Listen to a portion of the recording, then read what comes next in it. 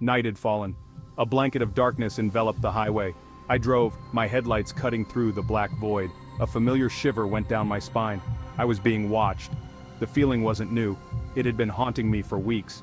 A silent stalker always lurking at the edge of my awareness. But tonight the sensation was stronger, more insistent. Then I saw it. A black SUV. Large, imposing, like a predator stalking its prey. It was in my rearview mirror holding a steady distance. My heart pounded against my ribs. I tried to shake off the feeling. It was probably just my imagination, fueled by stress and late-night drives. But deep down, a primal fear whispered a warning. I was not alone. I increased my speed, hoping to put some distance between myself and the SUV. It matched my pace, effortlessly gliding behind me. The feeling of dread intensified. Every time I looked in my rearview mirror, the SUV was there, a dark, silent specter haunting my every move. My mind raced, trying to make sense of the situation. Was it a coincidence, or was I being followed? The SUV made no aggressive moves, yet its presence was a menacing declaration. It knew I was aware of it. My grip tightened on the steering wheel. Fear, cold and clammy, seeped into my thoughts. I had to do something. I couldn't just keep driving, not with that thing on my tail. I took a sharp turn, hoping to lose the SUV, but it followed, its headlights unwavering in their pursuit. My heart hammered in my chest. This was no ordinary driver. Panic began to set in. I pushed my car faster, ignoring the speed limit. The engine whined in protest, but I didn't care. I had to escape. The road stretched before me, a ribbon of asphalt winding through the desolate landscape. The SUV remained, a relentless shadow mirroring my every move. I was trapped in a terrifying game of cat and mouse. Desperation gnawed at me. I needed a plan, a way to shake off my pursuer, but my mind, clouded by fear, could only conjure images of the worst possible outcomes. I veered onto a side road, hoping to find some refuge. The road narrowed, becoming a two-lane path cutting through dense woodland. The trees loomed on either side, their branches intertwining overhead, creating a suffocating tunnel. The SUV followed. Its presence was suffocating, a constant reminder that I was not safe. My heart pounded in my ears. I had made a mistake. I was trapped. The road twisted and turned, each bend offering a flicker of hope that I might lose my pursuer.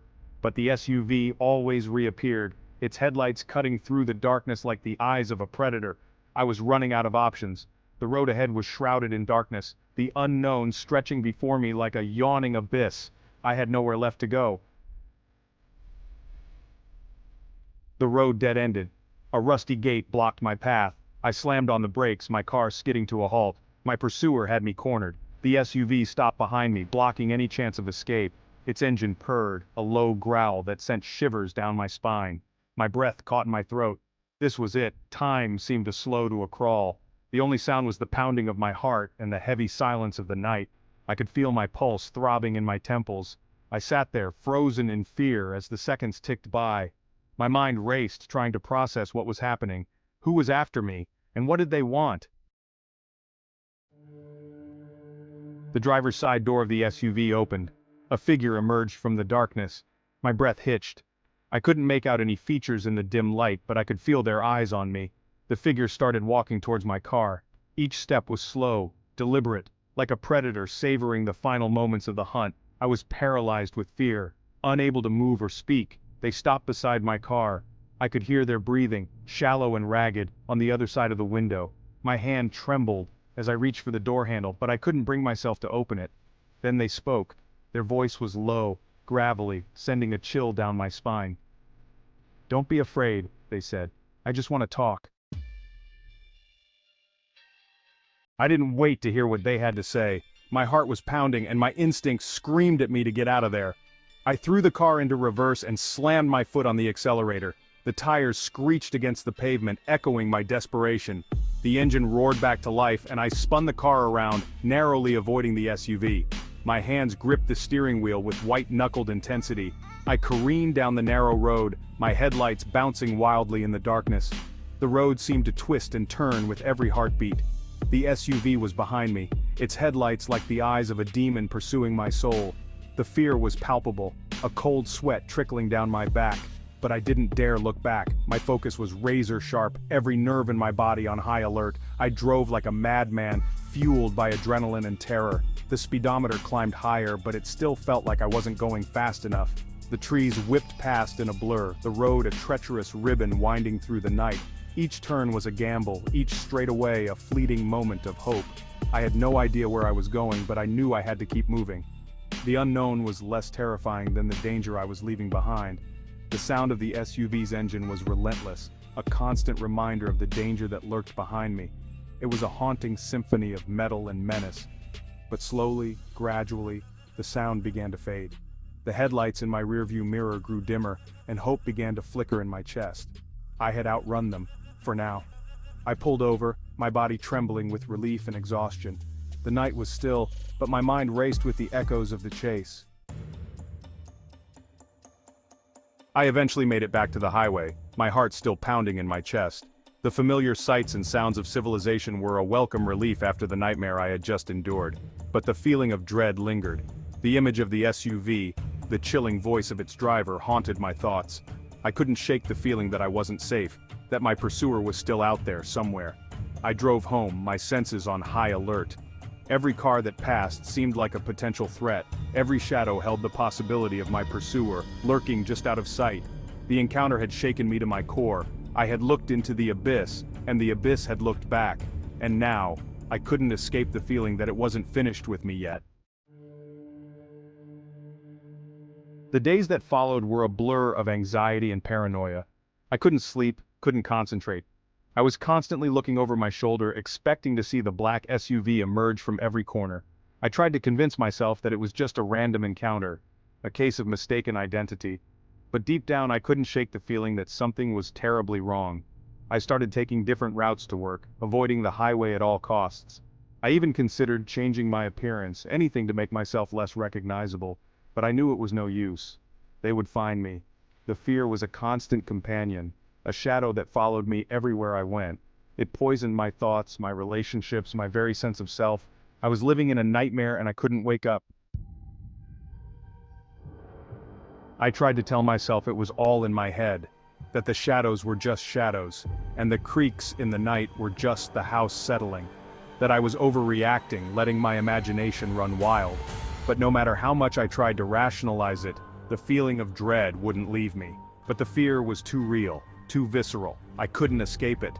It clung to me like a second skin, making every moment a struggle.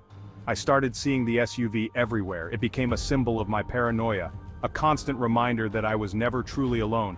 In the parking lot at work, outside my apartment building, even in my dreams. It was always there, lurking in the background, a silent observer. It was as if my subconscious had become infected with the image of my pursuer. Night after night I would wake up in a cold sweat, heart racing. I became withdrawn, isolating myself from friends and family. I couldn't explain the fear to them, couldn't make them understand. I couldn't bear the thought of putting them in danger. The idea that my paranoia could somehow harm them was unbearable.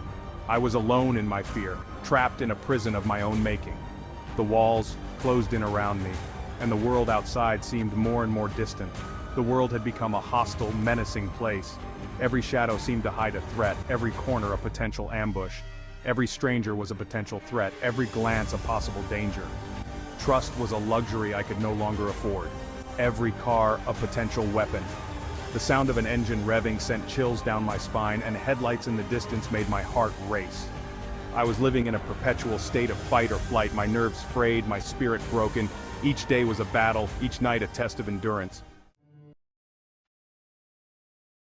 Weeks turned into months, but the fear remained. It was a fear that clung to me like a shadow, ever present and unyielding. The encounter had left an indelible mark on my psyche, a wound that refused to heal.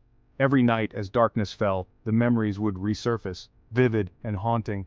I was a changed person, haunted by an experience I couldn't understand. The world outside seemed the same, but my perception of it had shifted dramatically. I never saw the SUV again. It was as if it had vanished into thin air, leaving behind only the chilling memory of its presence. But the memory of that night, the terror, the uncertainty, continued to haunt me.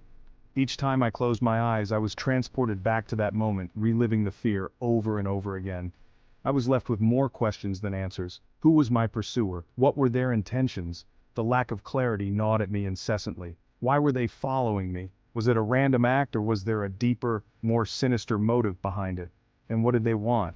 The questions seemed endless, each one more perplexing than the last. These questions echoed in the silence of my thoughts, a constant reminder of the darkness that lurked at the edge of my world. The more I pondered, the more elusive the answers became. The experience had taught me a valuable lesson. There are some things in life that we are not meant to understand. Some mysteries are meant to remain unsolved, hidden in the shadows. Some shadows are best left unexplored. Delving too deep into the unknown can lead to places from which there is no return. And some fears, once awakened, never truly disappear. They become a part of us, shaping our thoughts and actions in ways we can't always comprehend.